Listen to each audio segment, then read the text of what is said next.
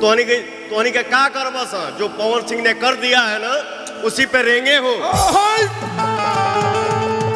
जो पवन सिंह ने किया उसी पे रेंग रहे हो, और जो पवन सिंह करेगा उसी पे रेंगोगे। अगर मैं आपको बोलूं कि ये जो खेसारी लाल यादव का अहिरान सॉन्ग आया है, ये भी पवन सिंह के लकीर पे ही गाना बना हुआ है। नहीं, मैं नहीं मानता। दरअसल ये बात यह है कि जो पवन सिंह पहले कर दिए हैं, वही खेसारी लाल इस गाने में यूज़ किए हैं। जैसे कि आप देख सकते हैं कि ये ट्रैक्टर जो है, इसमें लाइट जलाए थे पहले पवन सिंह।